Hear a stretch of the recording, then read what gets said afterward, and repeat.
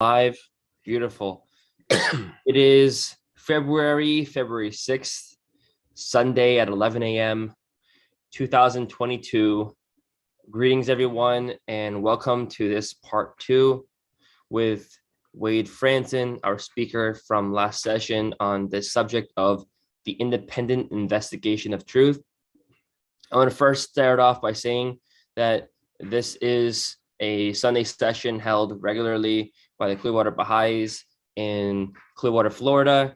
We are so happy that you're joining us. And first and foremost, we have speakers from all around the world we invite to share with us their perspective on what they've learned and hopefully share with us, in addition to their perspective on what they learned, how we can jumpstart our own independent search.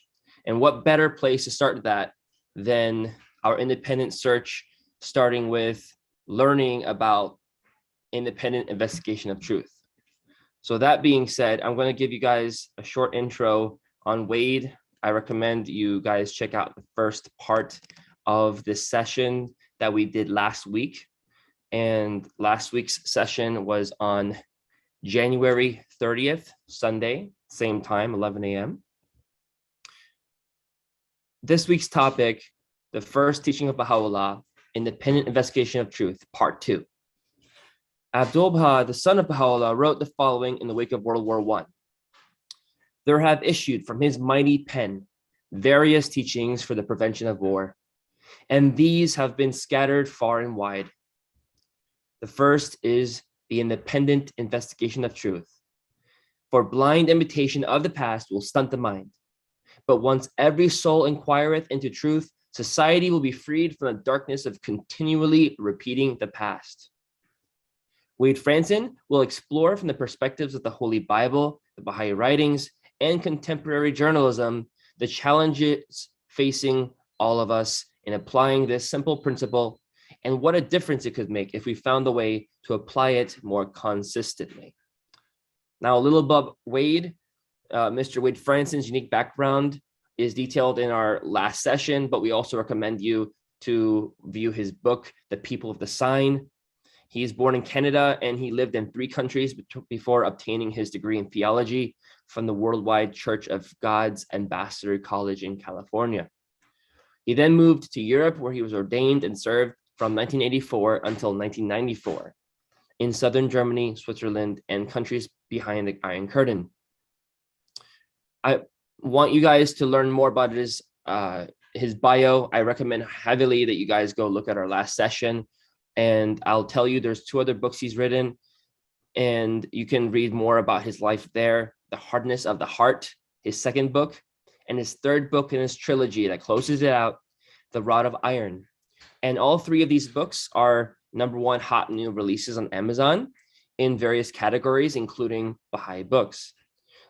These successes have led to the creation of Exploring the Bible program, which targets a Christian audience with a Baha'i-inspired perspective on the world of God. And this is presented every other Tuesday, the 1st and 3rd Tuesday of the month. We definitely invite you to visit those sessions as well at 7 p.m. Eastern Standard Time on 7 p.m. on Tuesdays, the 1st and 3rd Tuesday of the month. With that being said, we welcome you, Wade. Thank you for joining us. And as a reminder, everyone, these are our wonderful speakers we've invited that are giving us their perspectives, providing us some of their sources from the Baha'i Writings. And most importantly, we recommend you start your search here. We recommend you start your search after you talk with us here. We recommend you start your search tomorrow and every single day when you go back and open up a book. We welcome you, Wade Fransson. Thank you for joining us. Thank you, John. And thank you, everyone, for devoting some of your Sunday morning to studying this very important topic. I will go ahead and jump right into the slides. I want to really try my best to leave time for Q&A at the end and discussion. I'm assuming everyone can see my slides. If somebody wants to nod. I've got the title slide up here, part 2, the first teaching of Baha'u'llah. Baha'u'llah is the founder of the Baha'i faith, and his son Abdu'l Baha declared the independent investigation of the truth to be the first teaching. Baha'is naturally then apply this to the study of the Word of God, to claims that Baha'u'llah himself made, not dissimilar to where the Bible asks us to prove all things, and God himself says, "Prove me now herewith." So Baha'u'llah also invites people to investigate his claims, investigate his teachings, to apply sound logic and reasoning. The Bible we referred to last time talks about the power of love and of a sound mind that comes from the Holy Spirit, which God gives to those who obey him. So for those, according to Romans 8:28, so for those who really wish to understand spiritual realities, understand where we're at in the overall purpose of God, where we're at in the timeline of prophecy, where we're at in terms of decisions that we're facing as individuals, as communities, as nations, and as a planet, the investigation of truth is the first principle of all of these things, and it applies spiritually, it applies physically. Coming out of the Enlightenment, during the time period where Baha'u'llah was imprisoned and began to reveal his mission and his purpose, the Baha'i faith is wrapped up, you might say, in scientific inquiry. And one of the principles of the Baha'i faith is also the essential union of religion and science.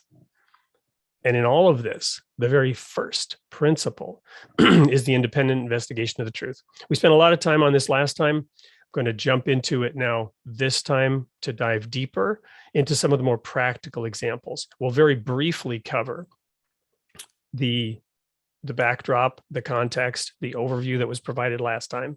Then we'll get into the challenges that face us daily in terms of discovering the truth about any topic today.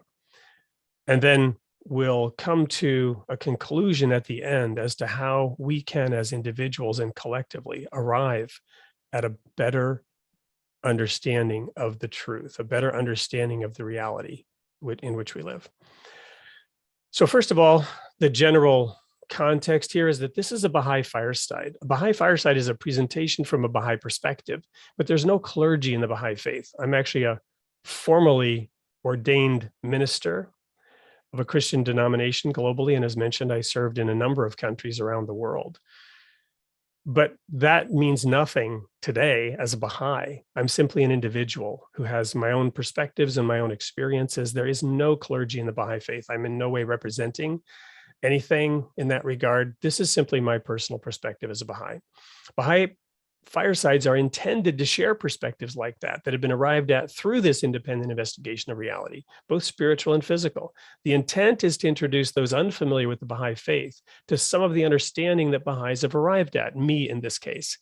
Given the nature of the investigation of truth and the independent nature of study within the Baha'i community, it is always my goal to introduce perspectives that will be interesting and perhaps challenging to Baha'is, as well as those unfamiliar with the Baha'i faith who have been invited today and for whom this presentation is planned. But with a lot of Baha'is attending, I always seek to be even slightly provocative, you might say, to challenge the preconceived notions of Baha'is and those interested in the Baha'i faith alike. With that, let's jump in. So last time we gave an overview. Abdu'l Baha, the son of Baha'u'llah, the founder of the Baha'i faith, spoke about the horrors of World War I, and he used graphic language to describe them. One of the quotes was, "Skulls as grist for the mill," is how he described World War I. He mentioned that this war had been foretold by Baha'u'llah.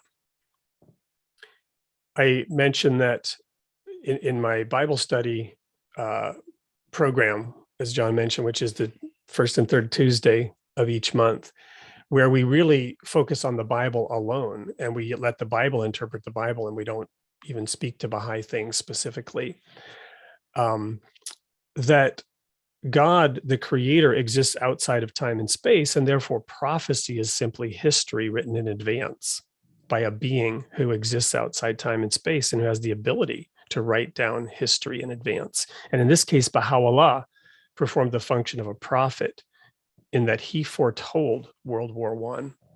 And Abdu'l Baha offered the following as a solution to this horrible war. He actually offered a set of principles, and this was the first one. And John read this.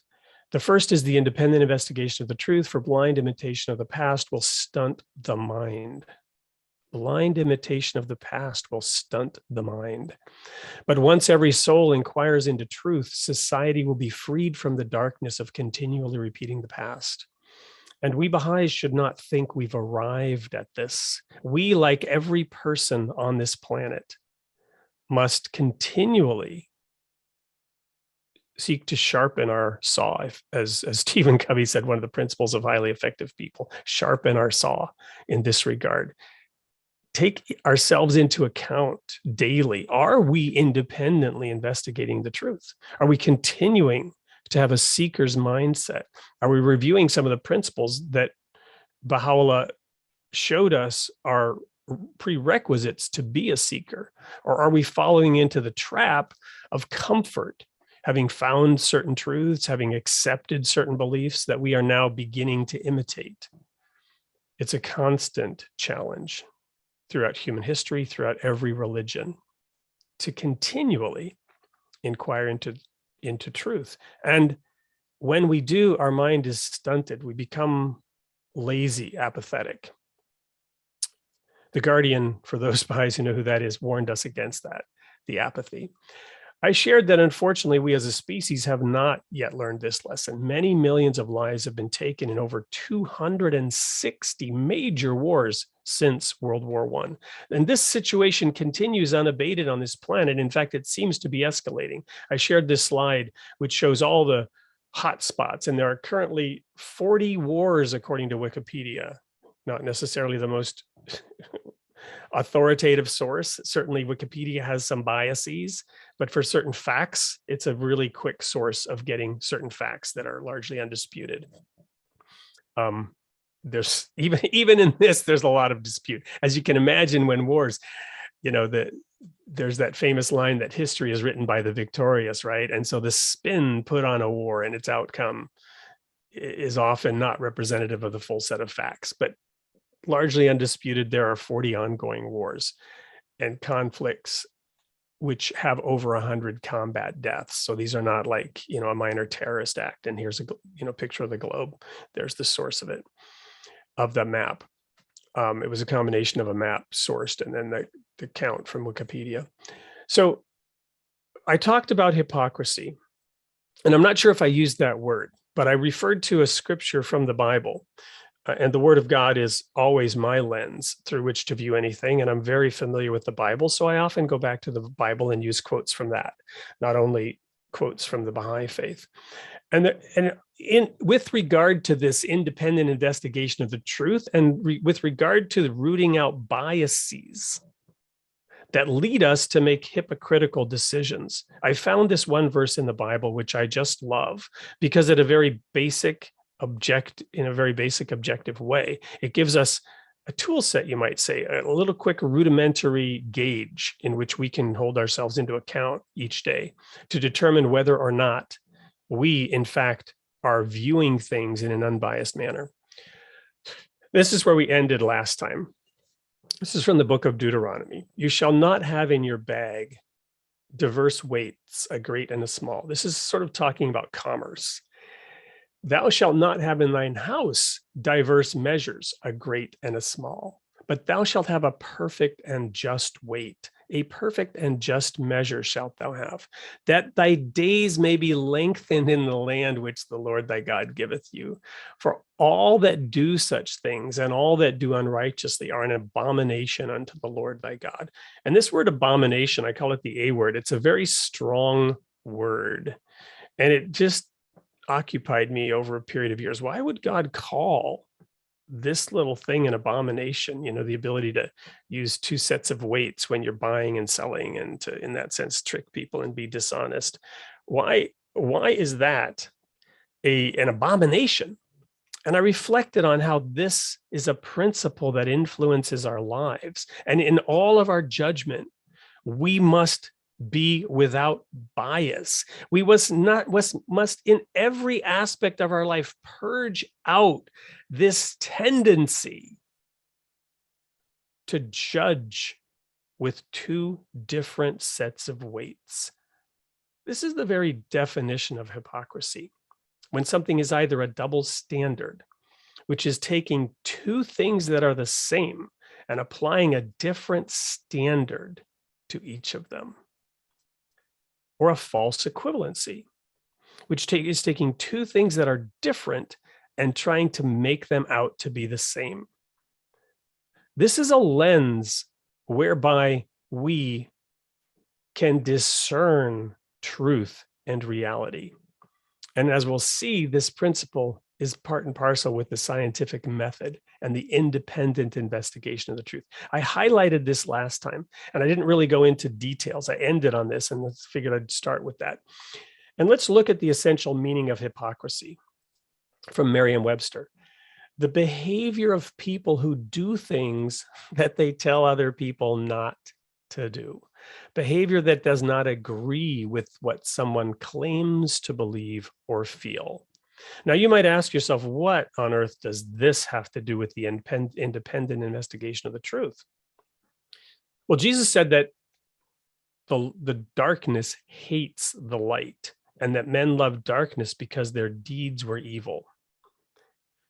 This two weights thing is a lens into how we as individuals begin to justify our beliefs and our actions.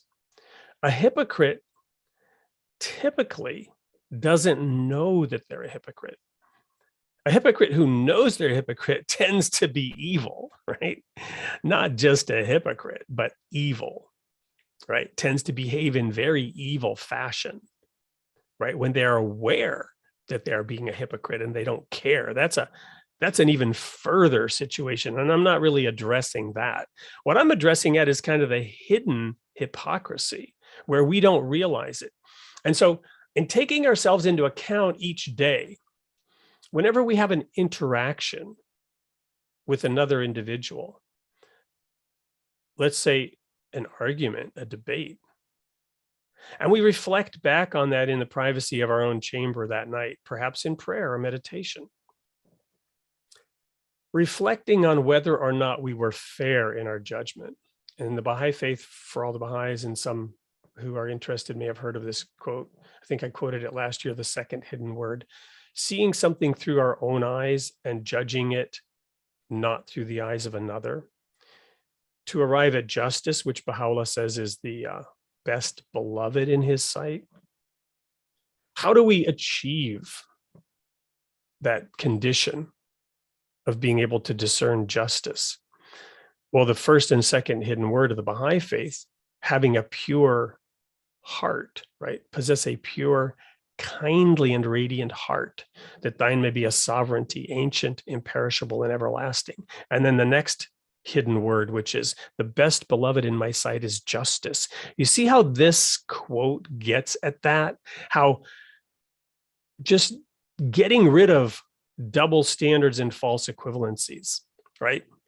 Two sets of groups of people, contending peoples that are agitating within society, two political perspectives throughout society, two sides of any debate or contention. Are you able to apply a pure heart and sound judgment to weighing that matter, to evaluating the facts and circumstances? If we apply a double standard or a false equivalency to any of that, then we're a hypocrite. I've shared elsewhere that I, in becoming a Baha'i, put the Baha'is to the test on the subject of accepting all religions. I really forced, in somewhat of a painful fashion, the Baha'is out in California to prove to me that they really believed that all the religions are one. It's easy to say, it's a nice platitude or soundbite, as I sometimes like to say. But I was coming at this from having spent decades fervently practicing and teaching in a religious group. And so for me personally to become a Baha'i, I had a very high standard of evaluating jumping ship, right? Leaving one set of beliefs and one set of affiliations and associations to join another. Now, I had already come to the conclusion of what the challenges and problems were with what I believed. And as I've described elsewhere, I was in a dead end for like 10 years, a spiritual dead end, traveling the world, literally looking for the people of God. Where were they? Where were they working? What were they doing? Where on earth was God working? And I was over in India, pretending to be like Mother Teresa, or trying to be like Mother Teresa, to practice pure religion and serve people in backwater India, in my own goal and effort to have my deeds match my professed beliefs, and to have my actions conform with what Jesus said he would do when he returned. He said he would judge the nations when he returned in his glory. Matthew 25, I believe it is. When the Son of Man returns in his glory, he will judge the nations, and he will see who is practicing true religion. And I desperately wanted to be a sheep, not a goat. And I was beginning to see around me a lot of goats that were not fully putting their beliefs into practice. And I dedicated my entire life to that. So I wasn't just going to lightly join these Baha'is. And I liked the fact that they claimed to accept all the religions. And I loved the fact that the Baha'is had this theology that professed to have a way and a method to, as that group U2 in one of their songs off their Achtung Baby album says, she's trying to throw her arms around the world, right? Trying to throw her arms around the world. The Baha'i faith was trying to throw its arms around the world. And I wanted to throw my arms around the world. I wanted to serve humanity, and I was overdoing it in India. And these Baha'is had a theology which laid claim to being able to do that in a way that Christianity, as practiced, frankly, could not do. Because Christianity is practiced with its emphasis on some people going to heaven and some people going to hell, and looking at Jesus in a certain way and understanding Jesus in a certain manner, was very challenged to truly throw its arms around the world. I don't mean to minimize or diminish Christianity in this respect, because the theology of Christianity does allow for that. But Christianity as practiced is challenged in this manner. Whereas the Baha'i faith had the theology and the open, clear, dogmatic profession of the traits and characteristics that would lead to this. And I wanted to force these Baha'is to prove it. So for a year, I made them prove to me that they would accept me regardless of my professed religion. And they did. They proved those certain few Baha'is out there in California. I'm not saying that other Baha'is don't, but I'm also not saying that every Baha'i does have the ability to prove this to the satisfaction of a seeker. But those beautiful souls out in California proved to me that they were sincere in their belief that they could accept all the religions and that they could consort freely with the followers of all religions, that they had that ability through their doctrines.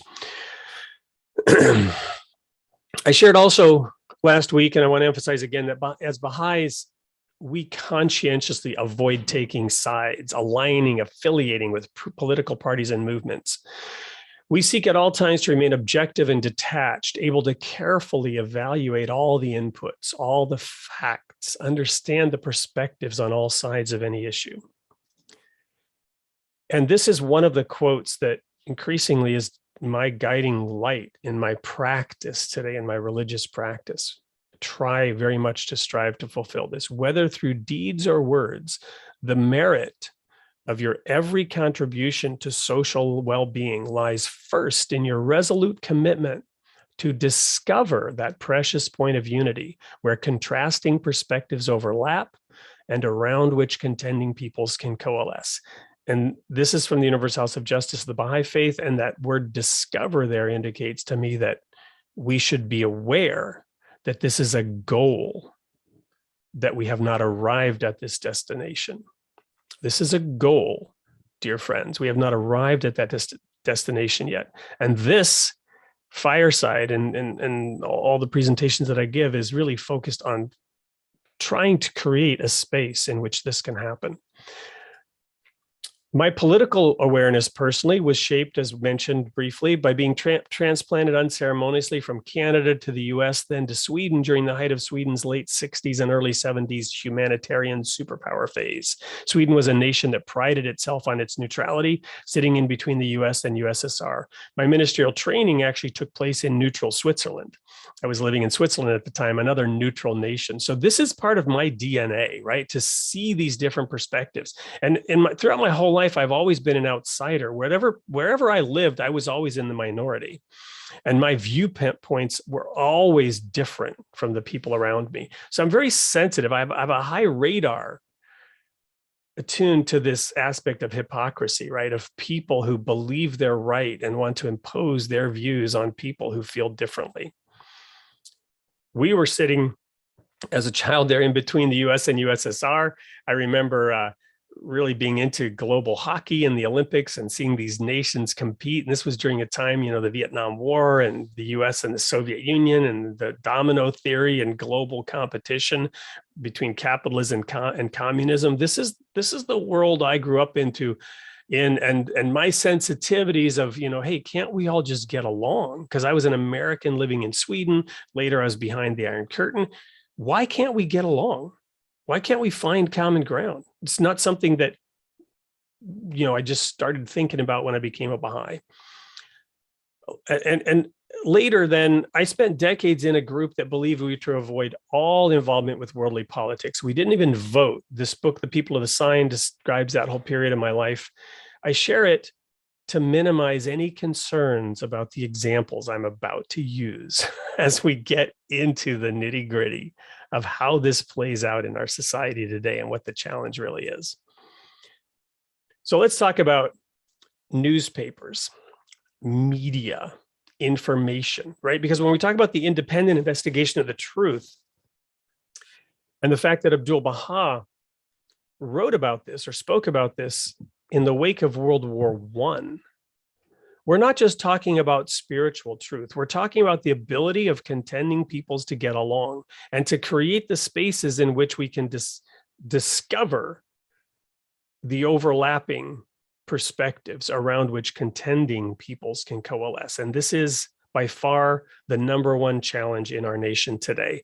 Whatever topic you want to look at, whether it's public health policy, whether it's economic policy between the haves and the have-nots, whether it's on the issue of identity and race and people's different perspectives on that and how to solve this problem. Whatever problem you want to, whether it's prayer in school, that's an old-fashioned topic. Today, it's not prayer in school. Today, it's whether or not the school has a right to provide guidance to your child on helping to discover their gender identity without telling you as a parent. And the teachers that do tell you as a parent getting fired for doing so. These are the issues, dear friends, in this country where groups of people are contending.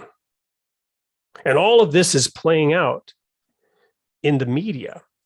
And we should be informed about what is and is not going on any number of these topics. Why? How else are we going to discover that precious point of unity where contrasting perspectives overlap? How can we do that if we are not informing ourselves? Let's see what Baha'u'llah has to say about this.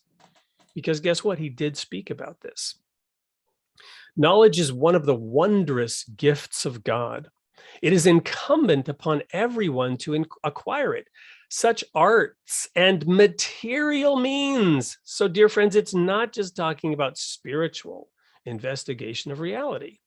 Such arts and material means as are now manifest have been achieved by virtue of his knowledge and wisdom, which have been revealed in epistles and tablets through his most exalted pen, religion throughout history, and the divine input and guidance from God is a shining lamp. The entire enlightenment happened as a result of spiritual inputs, but Baha'u'llah is also addressing material means, material efforts, physical awareness of the acquisition of knowledge and its application. A pen out of whose treasury pearls of wisdom and utterance and the arts and crafts of the world are brought to light. In this day, the secrets of the earth are laid bare before the eyes of men. The pages of swiftly appearing newspapers are indeed the mirror of the world. They reflect the deeds and pursuits of what? Of diverse peoples and kindreds. The diversity of the planet is surfaced by newspapers, Baha'u'llah here says. And of course, by extension, it means all the modern communications and research and journalism and the ways in which we can access and acquire information today, symbolized then by just simply newspapers. The pages of swiftly appearing newspapers are indeed the mirror of the world. They reflect the deeds and pursuits of diverse peoples and kindreds. They both reflect them and make them known. They are a mirror endowed with hearing, sight, and speech. This is an amazing and potent phenomenon. And at the time, he wasn't even describing video that can be recorded on every smartphone and instantly uploaded and shared around the world. However, it behooveth the writers thereof to be purged from the promptings of evil passions and desires, and to be attired with the raiment of justice and equity. They should inquire into situations as much as possible and ascertain the facts, then set them down in writing. The tablet to the journalists, if you will. And concerning this wronged one, Baha'u'llah says, referring to himself, most of the things reported in the newspapers are devoid of truth. So fake news is not a recent phenomenon. He is talking about fake news, supposed news about himself. Fair speech and truthfulness by reason of their lofty rank and position are regarded as a sun shining above the horizon of knowledge. The waves rising from this ocean are apparent before the eyes of the peoples of the world, and the effusions of the pen of wisdom and utterance are manifest everywhere. This same quote is described slightly differently in Baha'u'llah in the New Era. It's a different translation. And I'll just share it here. I want to call out just one line here, but it behooves the writers and editors thereof to be sanctified from the prejudice of egotism and desire. From the prejudice of egotism and desire. Desire meaning perhaps the spin that they want to put on the news, the way in which they would like the news to be seen. What is the number 2 hidden word again? See it through your own eyes and not through the eyes of another. Does this mean we should never read analysis or opinion? Absolutely not. We can absolutely read that, but we should clearly understand when something is analysis and opinion and when something is actually the facts themselves. And that an opinion is just that. I'm expressing my opinion here today. Your mileage may vary, and you should take what I say with a grain of salt or an entire salt shaker. Nonetheless, when I'm quoting the writings, we're taking great effort to show you, and even here, show you 2 different translations of the same quote so that you can form your own opinion, independent investigation of the truth. Now, I'm a publisher. I have a publishing company, and I take all this very seriously. I'm very proud of the fact that the very first book we published was called Genocide Revealed, and it was a book of original historical research into atrocities committed in Serbia under World War II. And this book was published in 2012, and it took some heat. There were people who didn't like what was in this book because it called out a certain historical figure as having committed atrocities and war crimes. And this historical figure is a celebrated national hero to this day. He's never been associated with those war crimes. And so this book was deemed to be very political, even though we published the facts from original research on the ground as discovered by an amateur historian. Now, again, it's a publication. In that sense, it's one input, it's one opinion. And of course, immediately people rose up to discredit it and to discredit the author. But lo and behold, in 2015, the UN unveiled its archives, and the information in the book that we published in 2012 was corroborated by UN archives, which had been sealed since World War II. So I'm a publisher and I take all this very seriously. I'm not here to promote any particular political perspective.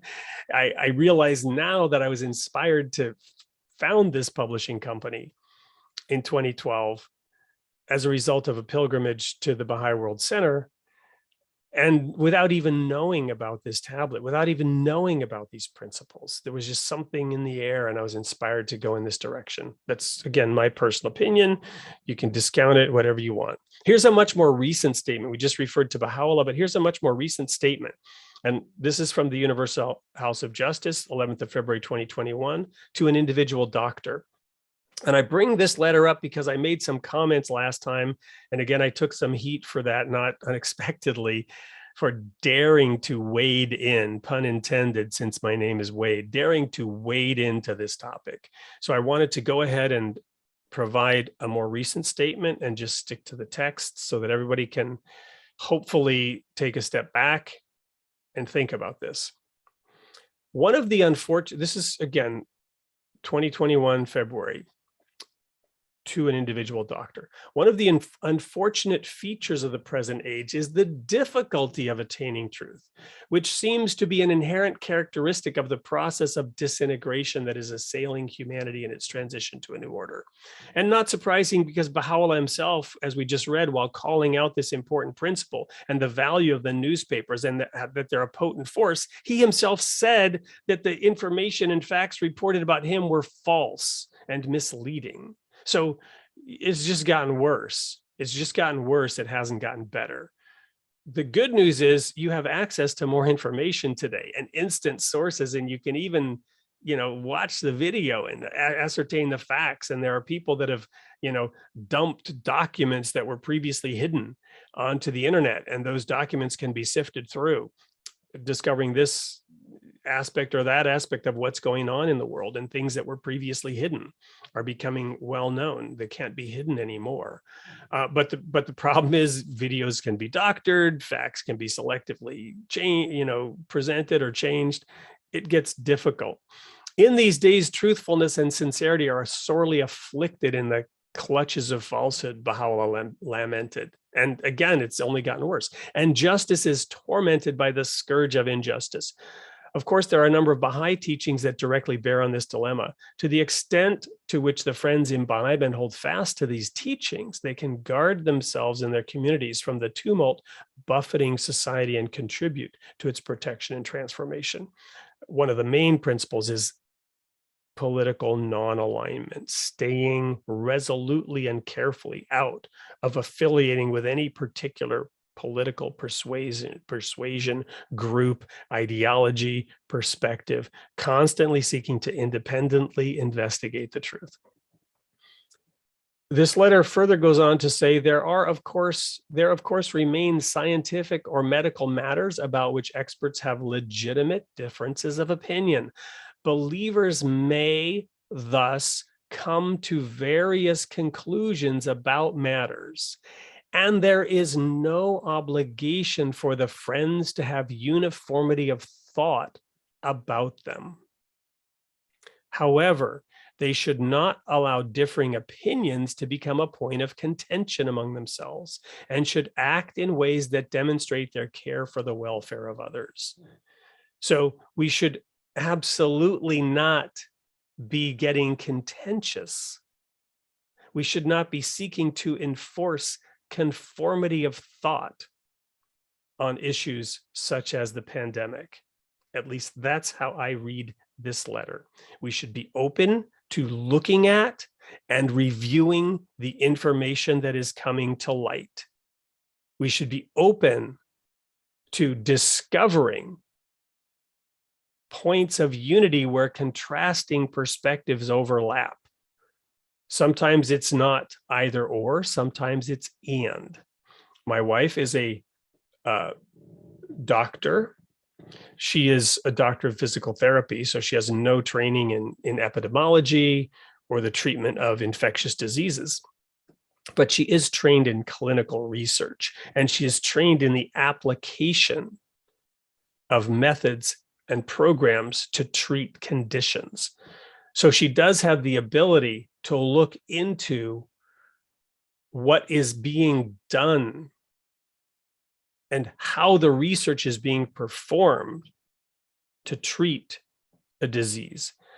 And so we do research and we do look into this topic deeply, even in terms of the decisions that affect our own family with regard to this. And we are aware that there are a multitude of opinions and perspectives inside and outside the Baha'i faith. And I was very relieved to see that the Universal House of Justice recognizes that believers may come to various conclusions, and there is no obligation to have uniformity of thought about them. Naturally, we want to apply everything I'm discussing here, which is the independent investigation of truth. But trying to force other people to see it through our eyes is clearly in violation of the second hidden word. Let's talk for a moment about fake news more broadly. The term fake news has become associated with former President Trump, but it actually most likely originated in its modern context with former First Lady Hillary Clinton or President Obama, as both were using this on the campaign trail in 2016 before President Trump began using it. President Obama was the first major political figure to take action against fake news with comments at the October 2016 White House Frontiers Conference in Pittsburgh. And there's a citation here below. Here's the quote. "It is relevant to our democracy and citizenship," Obama said. "We're going to have to rebuild within this wild, wild west of information flow, some sort of curating function that people agree to." And I've been discussing some of the principles within the Baha'i faith around this curating function, if you will. We'll get into a little bit more one way of looking at it here shortly. I'm just simply saying that we, dear friends, live in a polarized nation. There's a journalist whom I respect to a degree called Matt Taibbi, who has recently written that there are two new religions in the United States, and they're secular, and their religion, and I don't know if he used these particular words, but I'm going to call it the red religion and the blue religion, right? People that are getting their information from sources of one priesthood versus another priesthood, and they only ascribe to the views of either the red or the blue priesthood, and they are incapable of having an intelligent discussion with somebody from the other religion because they are so indoctrinated in the views as expressed by one or the other. And this is why our every responsibility, our every contribution to the well-being of society lies first in our resolute commitment to discover that precious point of unity where contrasting perspectives overlap. And again, how can we possibly do that when everything coming from the other perspective is declared to be fake news? And before we even will look at it to see what truth there might be in that perspective, we are rejecting it out of hand, and in many cases killing the messenger who's bringing us a message that we disagree with or don't like. And I guess this of course is a function that has worked very well for societies throughout history. But today we are in a different age and era where we must unite and become one and not kill our enemies, right? Remember, Abdu'l Baha said independent investigation is what the first principle that can lead to the eradication of war. The result of this goal of curating was that fact checkers began to designate not just individual articles and reports, but certain sources as untrustworthy, as misrepresenters, as disinformers. And my own personal worst label pet peeve, quote, science deniers. Friends, I hate the term science denier. It is a pejorative label that is indiscriminately applied in judgment of other people. It is my considered opinion that to use the term science denier goes against the principles of the Baha'i faith. That we, in our efforts to discover that precious point of unity, should avoid terms like science deniers.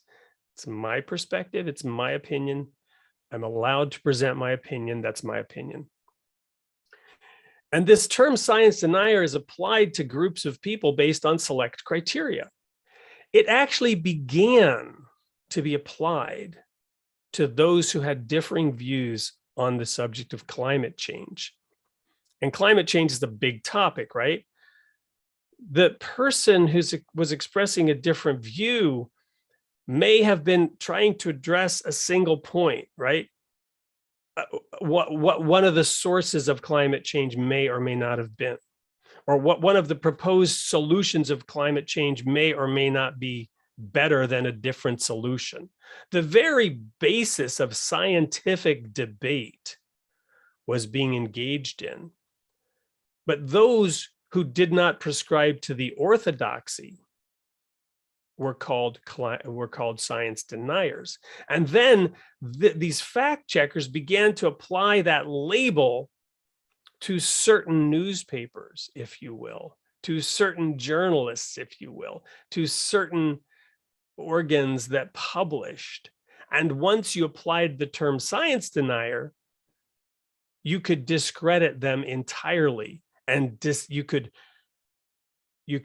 eject them from any possible conversation, and any input they may had could now be dismissed with this label without having to look at any of the facts or consider any of the information. Let's take a look for a moment at the scientific method, what it is, because remember, I was saying that Baha'u'llah and Abdu'l Baha talking about this topic came in the wake of the Enlightenment. The context is the Enlightenment, and the Enlightenment brought the scientific method. And it's all tied up together. The independent investigation of the truth, the time period in which Baha'u'llah brought his message to the world and his son explained his message, and so on, and the Enlightenment and the implementation of the scientific method. The scientific method provides an organized way to think about and solve problems based on data. Most scientists describe it as the following steps. 1, state the problem.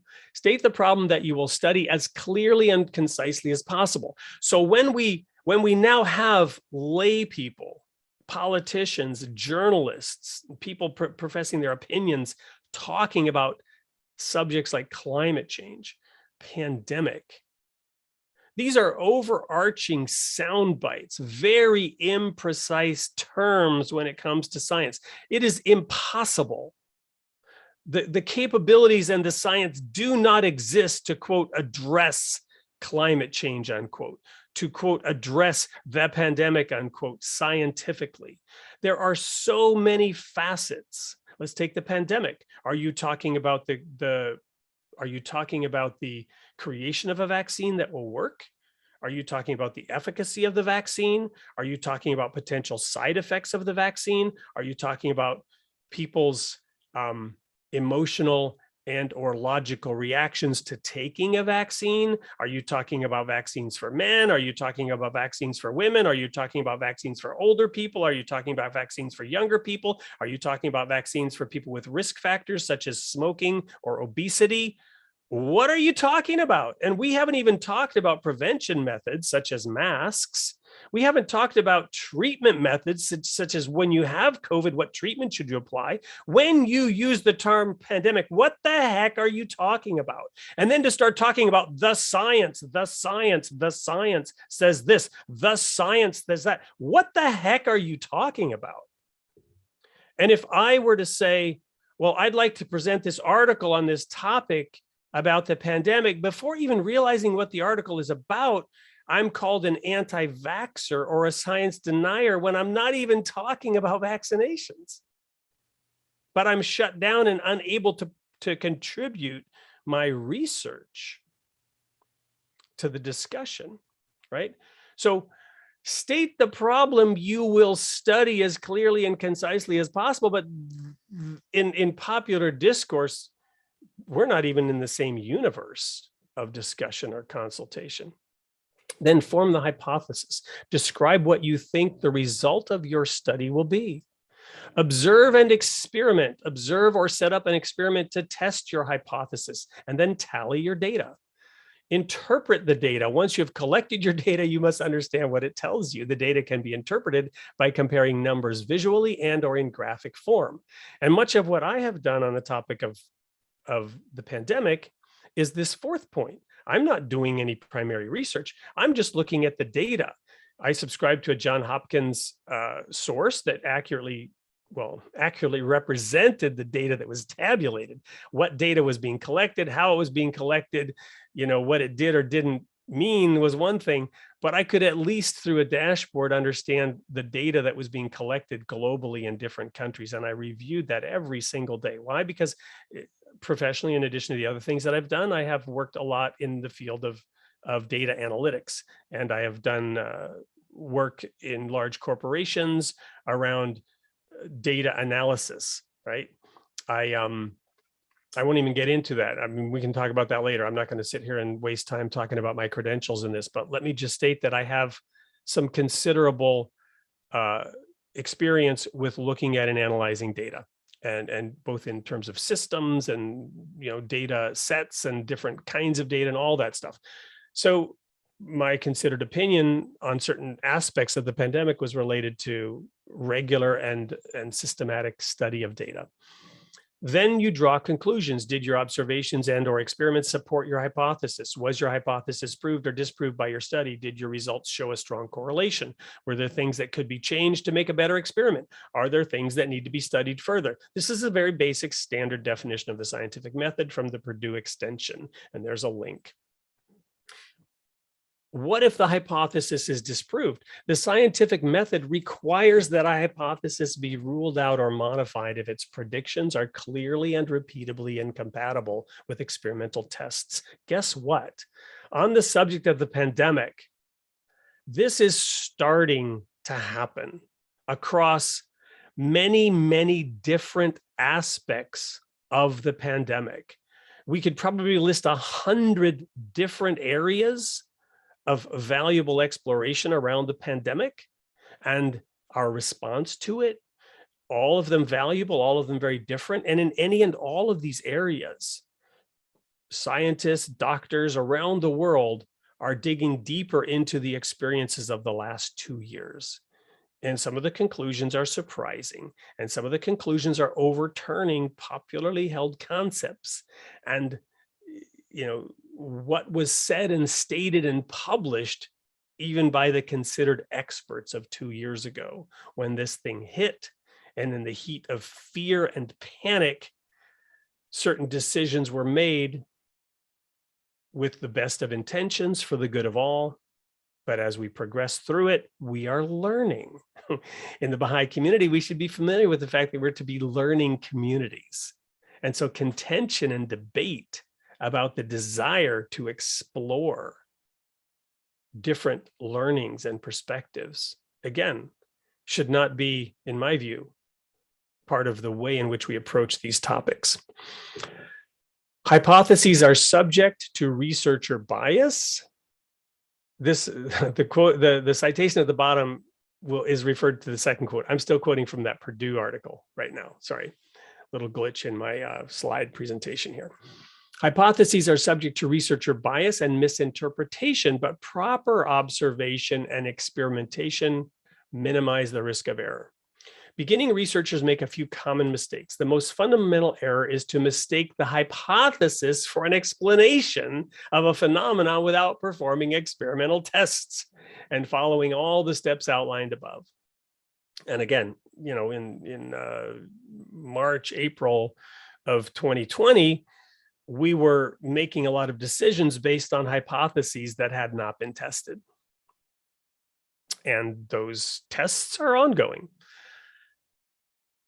Another error is to ignore or rule out data that do not support the hypothesis. And that's this whole fake news phenomenon that I was describing, where sources, disparate opinions and disparate perspectives and diverse viewpoints are canceled out of hand through the labeling of those sources. The failure to identify widespread numerical or logical errors is another mistake, and that's where the assessment and evaluation of data comes in. And when you look at large data sets, you can, with the right approach and the right this right methodological approach to looking at and analyzing data, and that's a science in itself, you can sometimes spot glaring errors that somehow are missed by the people on the ground. And sorry, this is now where I'll quote from that letter again. Baha'i consultation, especially as combined with the institutions of governance within the faith, that is, bodies of 9 believers who accept the word of God as the basis of truth, is a process with set principles that applies aspects of the scientific method, if you will, and more, to enabling the discovery of truth and its application to Baha'i society. My point is that that within the Baha'i faith, we are all being trained in methods of taking the inputs from independent investigation of the truth and then consulting about those various perspectives through a set of methods and approaches that is designed to deliver a greater truth than that which was arrived at by the individuals. I shared last time my perspective that the collective works against the independent investigation of the truth. The collective seeks to create orthodoxy in which disparate views are dismissed and discounted. In the way it worked in my former fellowship is there was a Satan, and Satan was out constantly trying to deceive you. And you were told to avoid reading certain things because it would deceive you. That was put out by Satan, and Satan would deceive you. And so we refused to look at certain things. And if anything contradicted our beliefs and our opinions, well, it was a test. It was a deception of Satan, or in some cases, it was a trial by God. Was God trying to test my faith by presenting evidence that seemed to contradict my faith? That was a test of God.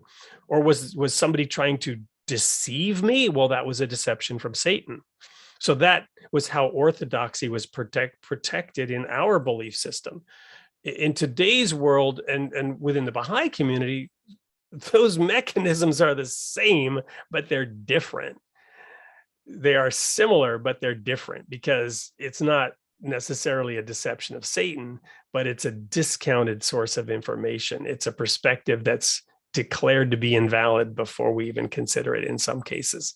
So we have to be on guard and aware of that.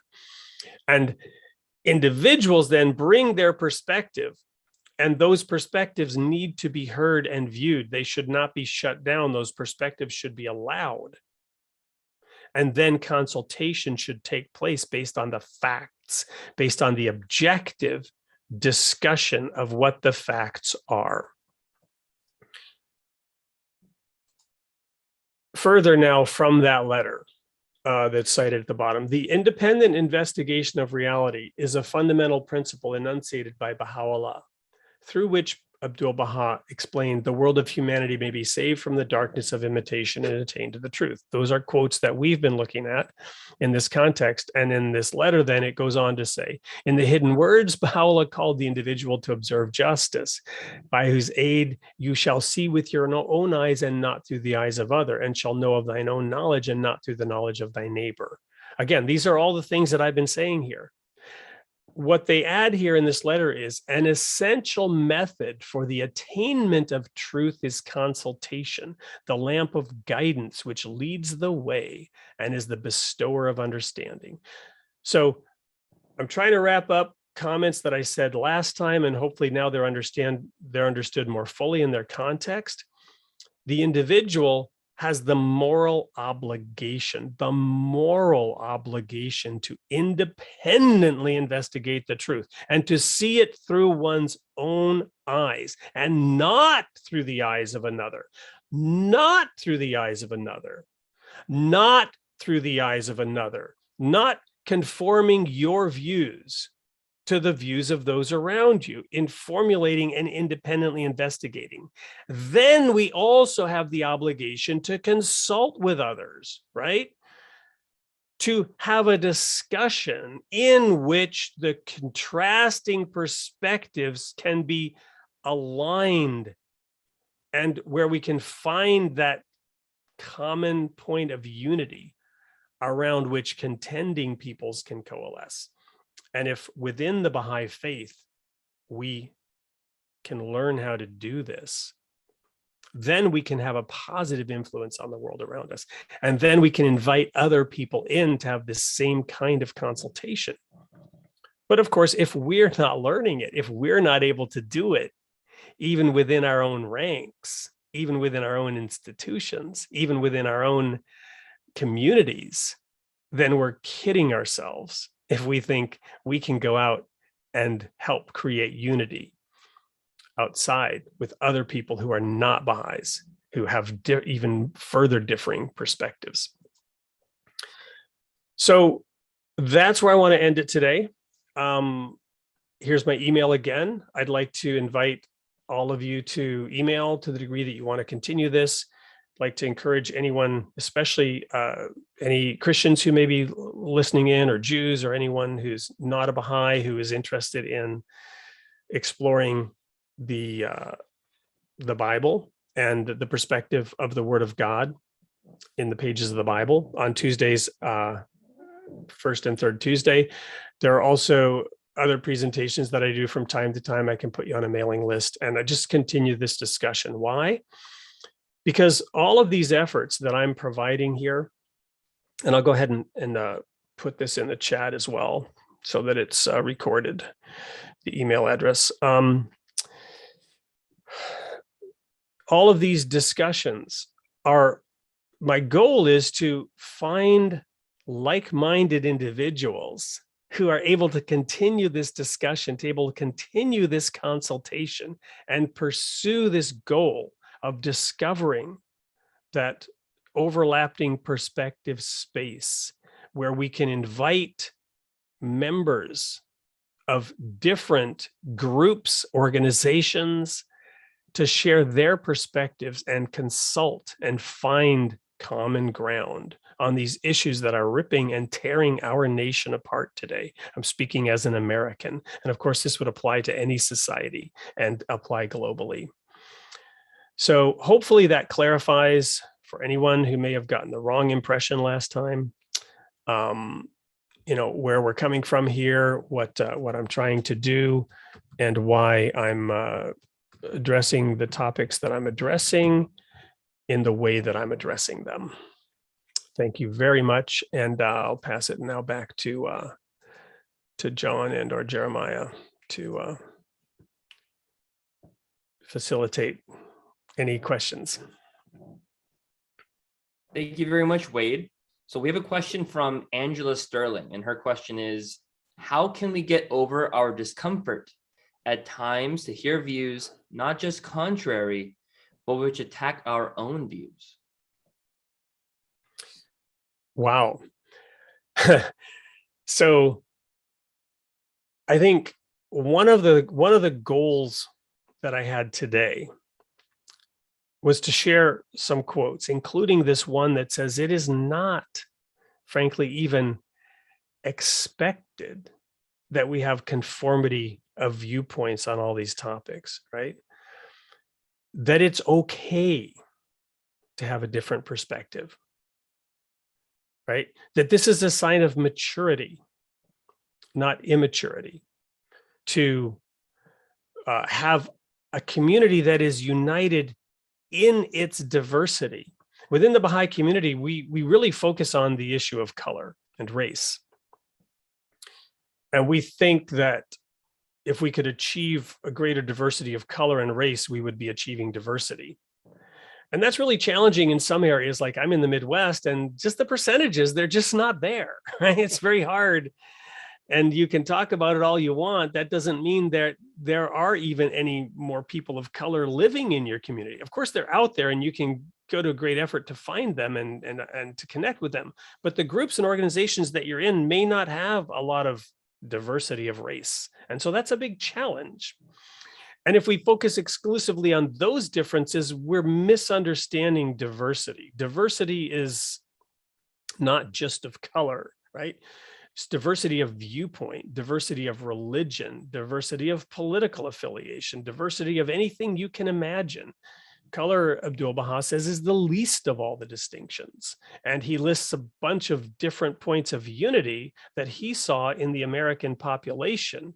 And he even referred to unity of patriotism, right? That in his visits through America, he saw that the African Americans and the white people had the same patriotism, he says. Well, that may have been even more evident at that time than it is today. Today, that even seems to have a diverse expression, right? So that may come from the culture more than the color, right? So we have all kinds of different aspects of diversity, and we should seek diversity. Diversity is a goal. We are not, as a Baha'i community, trying to create a monoculture, right? Remember the Dust Bowls of the 1930s, because they were building these big farms, and then the sort of Dust Bowl of the modern era is the Monsanto, where there are these genetically engineered grains, and there's dispute and debate now because some farmers are having their crops pollinated by these other grains, which are legally protected, and then the creator of that patented grain now has legal recourse against the farmer who simply was planting his grain, but the grain became infected with the genetic components from the genetically engineered grain, and biodiversity is being eradicated on this planet. And this is not a good thing, right? This is not a good thing. There are efforts to try to collect and preserve genetically or the original genetically diverse seeds, because it's becoming a monoculture, and that's not necessarily healthy. So our challenge is to preserve diversity. In the Baha'i faith, it talks about preserving the lesser loyalties. The Baha'i faith seeks to preserve, it says, the lesser loyalties. Many Baha'is, frankly, think the lesser loyalties are to be eradicated, that we must drive out these lesser loyalties to nation. For example, that we should all be one people globally. And yes, we should. But expressly in the Baha'i teachings, we are to preserve the lesser loyalties, it says. And that is a goal of the Baha'i faith. And some Baha'is have that upside down. So when you have an ideology that is formed from a superficial understanding, or frankly, even a perversion of the teachings of Baha'u'llah, that's misinformation. It's misinformation to think that we are supposed to eradicate national pride in being an American. No, we're to preserve the lesser loyalties in a global context, such as, I mentioned as a child, being in Sweden and loving to watch the Olympics. I got to root for 3 countries. I got to root for Canada, America, and Sweden, right? That was sort of my early experience in being a globalist versus a nationalist. But I still have pride when the Canadians win something at the Olympics, or the Swedes, or the Americans. And, anyway, so the point is, the first thing is changing your mindset to know that this diversity is a good thing, not a bad thing. And then the second thing is to be mature enough to not take it personally. And guess what? Unfortunately, many people make it personal. But in Baha'i consultation, we're constantly supposed to detach from our opinions. We're supposed to present our perspective, put it on the table. It's no longer my perspective. Somebody else will try to personalize it and say, well, you always come with this perspective. You're always saying these kinds of things, or you're saying this because of such and such. Other people will try to reattach that perspective and opinion to you and make it personal. And I'm not even saying they're doing it with intention or malice. It's just the way we all think in our immaturity. So those two things I would say, first of all, realize diversity is the goal, not something to overcome. And secondly, to really try not to take it personally, and above all, try not to make it personal about anybody else, and then escalate and ratchet that debate into a personal thing where feelings are hurt and people then have to defend their position because they're being personally attacked. Those are comments I would make. There may be others who want to add something to that, because that's a tough one, and it's a great question, Angela.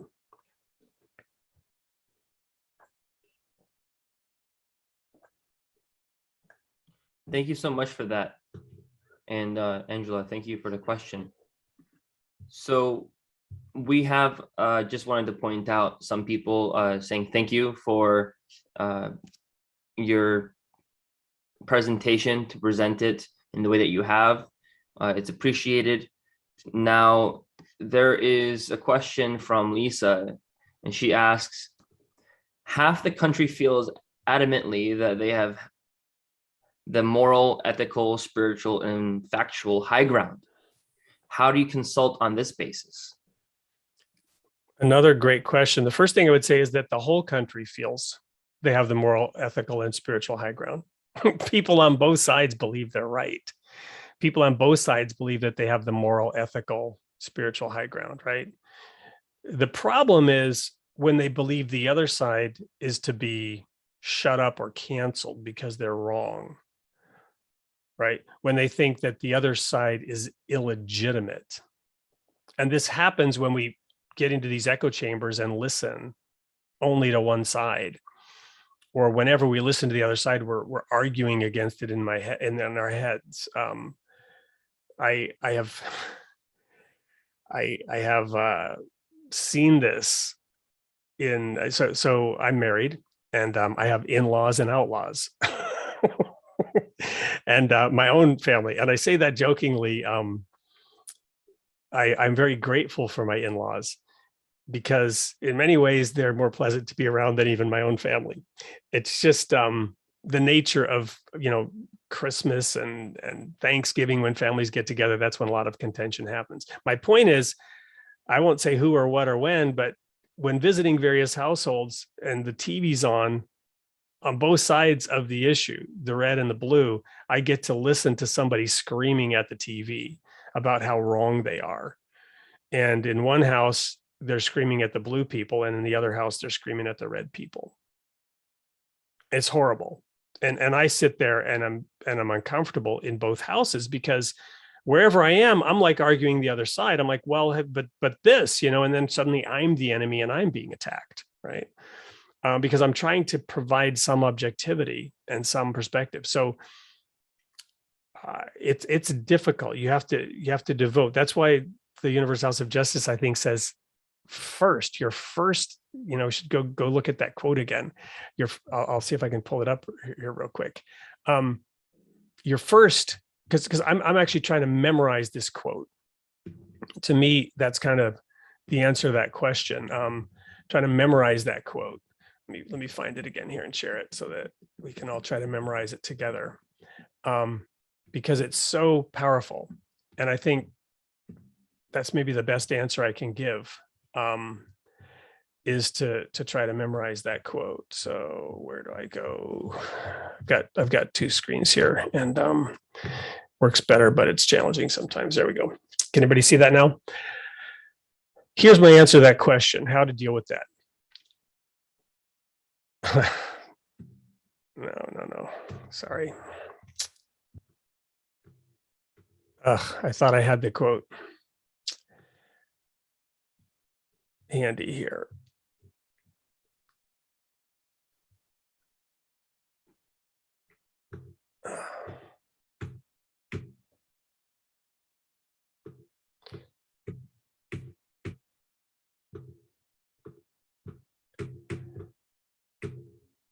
See, if I had this quote memorized, I wouldn't have to waste your time like this. There we go. But whether through deeds or words, the merit of your every contribution to social well-being lies first in your resolute commitment to discover that precious point of unity where contrasting perspectives overlap and around which contending peoples can coalesce. So anytime we're in a situation where we're struggling with this issue that was raised by this question, if we've memorized this quote, we can center ourselves and bring to mind what our goal, what our responsibility is before God. Whether through deeds or words, the merit of your every contribution to social well-being lies first in your resolute commitment to discover that precious point of unity, where contrasting perspectives overlap and around which contending peoples can coalesce.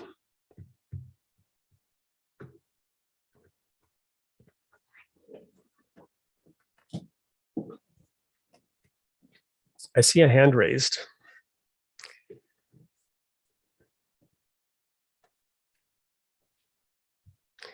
I'm not going to attempt to pronounce your name, sir. I'm really sorry. You're on mute right now, but perhaps you can share your name with us. I just wanted, this is the second one, dearest Wade, that I've attended. Last Sunday, I sat here with another, perhaps family from England, and this is the second Sunday that I've had the joy, and your erudition, the passion, the beauty, and really coming to focus on that utterance of the Universal House of Justice. So I just admire it beyond words. But the second, there's no but. In addition, dearest Wade, I wanted you to pass an opinion or share a thought because of your expertise in Christian studies, in your knowledge and your ordination. When you study the history of Christianity, dear sir, at a very elementary level, I was studying in the New Testament, that in Matthew's Gospel, our Lord Jesus Christ said, ask, seek, knock, and the abbreviation ASK, ask and it shall be given, seek and you shall find, knock and it shall be opened. And then in John's Gospel, when in the first chapter, dearest Wade, they say, where is he from? They say he's from Nazareth. And the riposte is, can anything good come from Nazareth? And then the three-word sentence, come and see. So I was just wondering, your beautiful presentation could come under the rubric 2,000 years ago, more or less. I'm not being academic on this, but roughly 2,000 years ago. The Son of God said, ask, seek, knock, which is independent investigation of truth. And in John's Gospel, when they said, why do you want to go and listen to someone from Nazareth? Can anything good come from Nazareth? And the response to Nicodemus is, come and see. So I just wanted to ask you, and this is my question, how do you think this divine prescription, which is 2,000 years ago, which is now currently from the Universal House, how does this get lost in translation, as it were? How does it get lost? How do you recommend that we don't lose it and, God forbid, allow forces to make us lose this purity of independent investigation of truth? I'll go on mute now. Thank you so much. I would love to connect with you later. I spent several summers in England working there, and now I'm curious as to where you're located, and I'd love to learn more about you because you're my new best friend because of all your wonderful, beautiful, positive words about my presentation. And not only that, but hitting the nail on the head, right? I would submit that it goes back to Adam, right? And the serpent who said, really? did God say that you shouldn't eat of any of the trees of the garden? And it's that sly, worming insinuation and degrading and eroding of the word of God.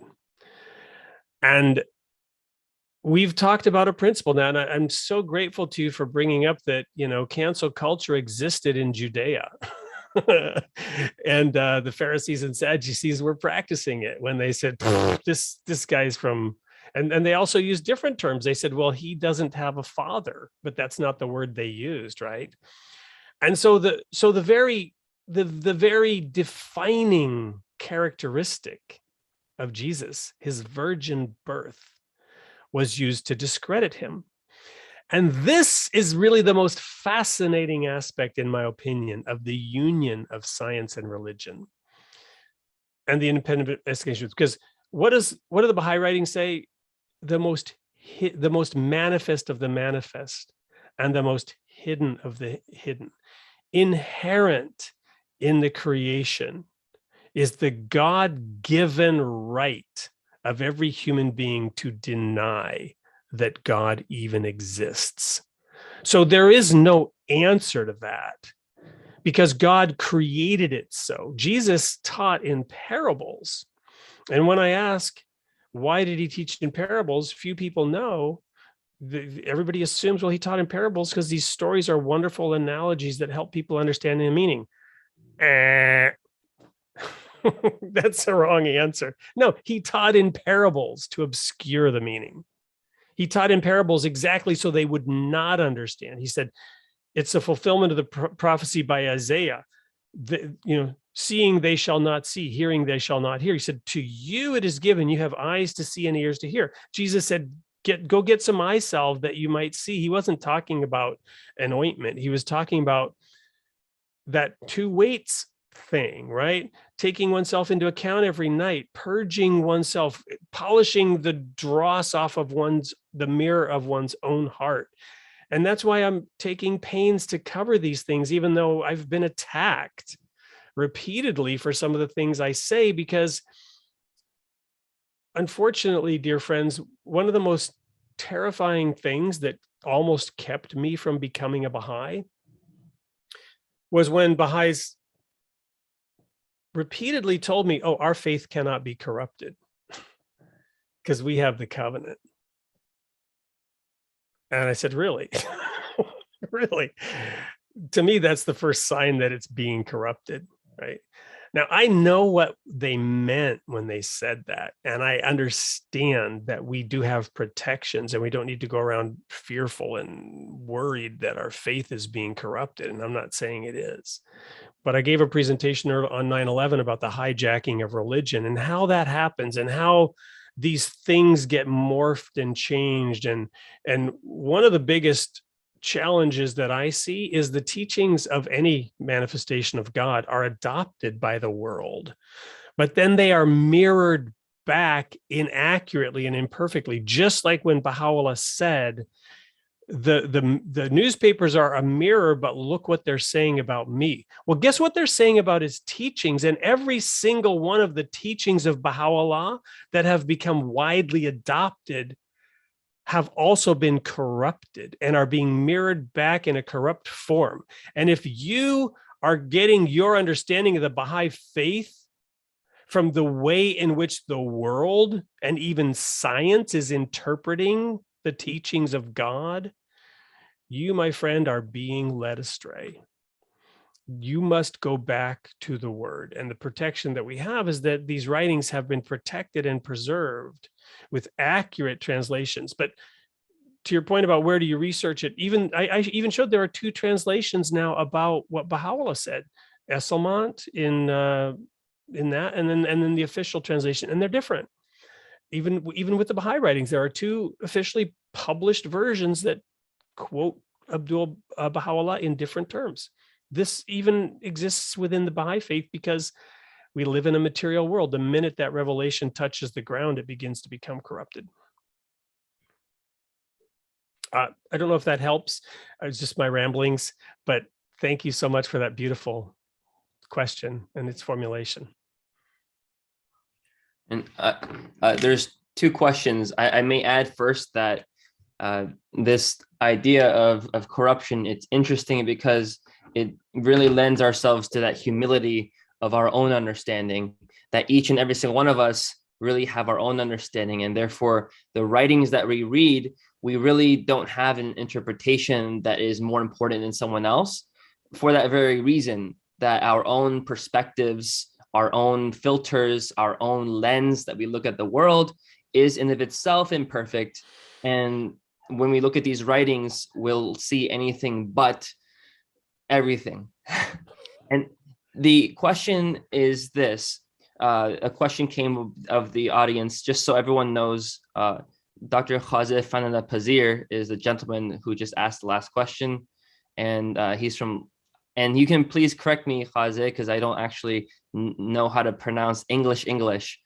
Leicester, England. I don't know if that's how you say it. I can only ask you when you're online, because I can't ask you over text how to pronounce English city. But we appreciate the question you asked as well. But yeah, if anyone wants to say Leicester in a British way, by all means. Andy? Yes, it's pronounced Leicester. Oh, there we go. Completely off the mark on my end. There we go. Another reason I gotta share one of my favorite quotes now by Winston Churchill. He called the Brits and the Americans two people divided by a common language. Yeah, I think I just helped prove that. That being said, there's a question from Michael O'Shea. And sorry, Michael, if I pronounce your last name wrong, but I think I see she, I think she butter or Shay, sorry. Anyway, he asked this question: are there any news outlets that use consultation that you know of? And I will personally add to that question and say, are there any outlets, period, that use Baha'i consultation, perhaps? I'm not remotely qualified to answer that question. I found recently this chart of media bias, which I found helpful. It's a different question, but it's an independent organization that charts the news outlets on where their bias is, right? And so, for example, prominently, one of the things that I noticed is that there's a 2017 version, and one outlet in particular, I'm not remotely trying to pick on anybody here, but one outlet was CNN, which was listed as being very much in the center into 2017. Whether or not that's true or not, I don't know, it might be a matter of opinion. But this same outlet then shifted CNN dramatically to the left from 2017 to 2021. So in 4 years, that news outlet was designated as shifting its bias. My point is simply that in science, bias gets recognized. It doesn't get eliminated. In our makeup as human beings, and I studied into this some years ago. I actually gave a number of sermons years ago on early childhood development and comparing it to faith and the development of faith, studied into Piaget and on all these. It was really fascinating.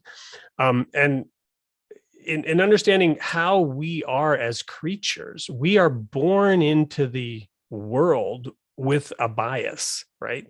And that bias is to seek to understand, who am I and where do I fit in? And if we did not have this bias, we wouldn't be able to learn or discover anything or even be human being. A bias is like a rudder on a boat, right? On a boat, you cannot sail into headwinds. You must tack. And I joke about this nation that we lurch forward from ditch to ditch. And I think in the Baha'i community, we may in some cases be lurching forward from ditch to ditch. And in a boat, if you want to make headway into the wind, and trust me, we are in major headwinds right now, you have to tack to the left for a while, but then you have to tack to the right. And if you don't have a rudder, you are lost. So having a bias is not a bad thing. You have to identify your bias. What is my bias?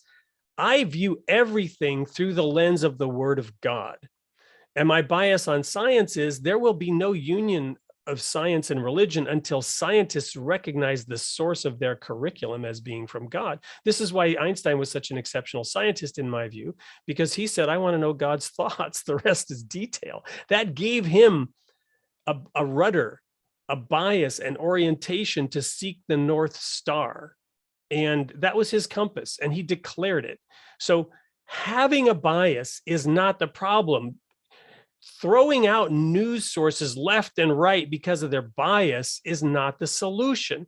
Recognizing and identifying their bias is necessary. Then you need to look at what they're saying and try to understand it, knowing that they're biased.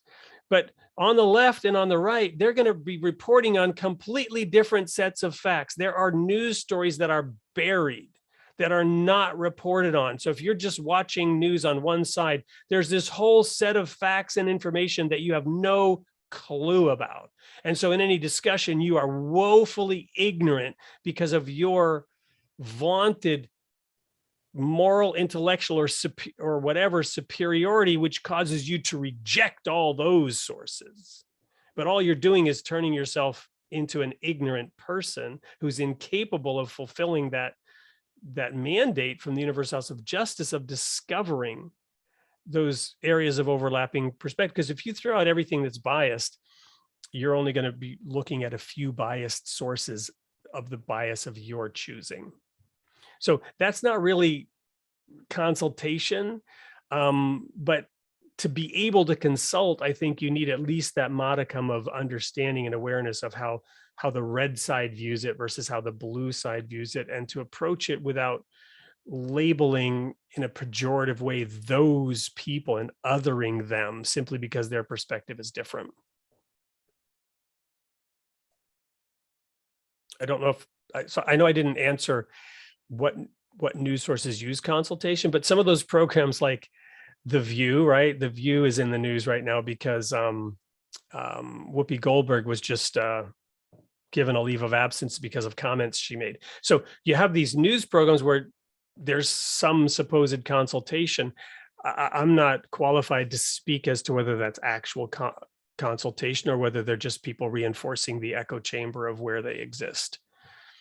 But and not to pick on her, but she's in the news. Unfortunately for her, she was shown to be ignorant on a major point and topic, and it cost her dearly in terms of her reputation. And she then, to her credit, acknowledged that she had been misinformed or misunderstood, and that's admirable that she acknowledged that.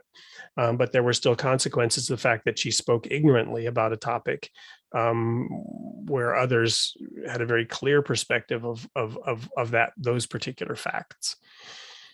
And I'm absolutely not picking on her. It's just a current example.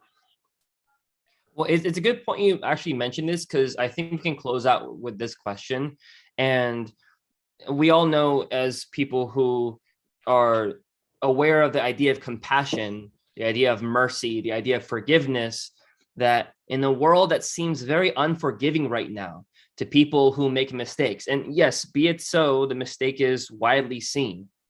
But when people make mistakes, do you see that, in your opinion, being the future of our world, where all the good that one does for the world is overshadowed by a mistake, even if they acknowledge and say they're sorry for it? This is a really fascinating question, and I'm gonna take it in a different tack, pun intended on a sailing. And that is that when Jesus said, "Turn the other cheek," this is my go-to example of a major principle in the Baha'i faith, but I like to detach from it and talk about the way Jesus approached it. When he said, "Turn the other cheek," there's a legal backdrop of that statement. First of all, people criticize the Bible. They criticize Jesus because he did not abolish slavery. He regulated slavery. And guess what? Baha'is believe that it was Baha'u'llah who abolished slavery. So why would you expect that to have happened earlier when it didn't? And the reason he regulated slavery is because it was part and parcel of life that was not being addressed at that time, because as Jesus said on frequent occasions, because of the hardness of your hearts. And he said, there are many things I would share with you, but you're not ready. You can't even manage it yet. The way society was constructed, he was not trying to tear down and destroy society. So he allowed and accommodated certain situations at that time. And the servant master relationship was one of them. But the Jews were a relatively advanced and humane society and civilization. So they had laws that protected the servants. And one of them was your master was allowed to backhand you. He was allowed to strike you on your cheek if he was backhanding you. But he was not allowed to forehand you, right? So yes, you can punish your servant, but only so much, right? There were laws that regulated the master-servant relationship. And when Jesus said, turn the other cheek, he was addressing two things beautifully. It's just so profound. And anyone who thinks, that he was just a smart guy, has no clue, right? So if you were backhanded, turning the other cheek clearly said, don't argue, don't do anything, just turn the other cheek. But if the master took advantage of your subservience and hauled off and hit you, you could take him to court. And Jesus elsewhere said, take them to court and get the last farthing, right? And he did this 3 times. I won't go into the details here. I've presented it elsewhere. Turn the other cheek, walk the extra mile, and then give the person the shirt off your back. All 3 of these are of a kind. They all are the same thing. And what I'm getting at here is the individual must forgive, but society must punish. The individual must forgive, but society must punish. To apply the principle of forgiveness to our institutions is woefully wrong-headed. Baha'u'llah said the twin pillars of civilization are reward and punishment.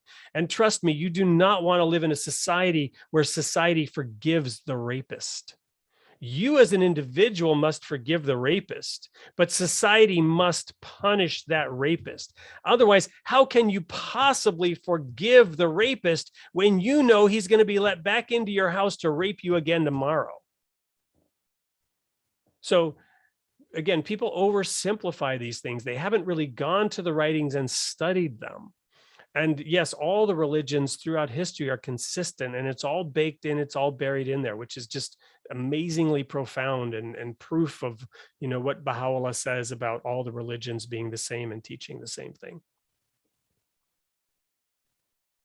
So, in my opinion.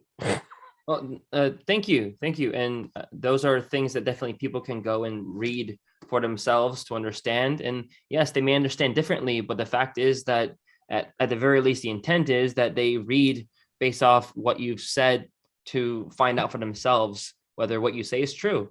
But one point I want to ask you, if you may, Khazib requested the quote from the House of Justice that you were citing. Absolutely. I believe. And I will hang on one second. I think I've got also the citation here. Yeah, there we go. So He's got his phone ready to take the picture. Screenshot away. Oops, sorry, my book there. Let me, that's embarrassing. I didn't mean to. Let me go back real quick and get that off there. No, it appears with the next one. So sorry, I can't show you the quote without my book appearing there. I don't mean to associate myself with the Universal House of Justice.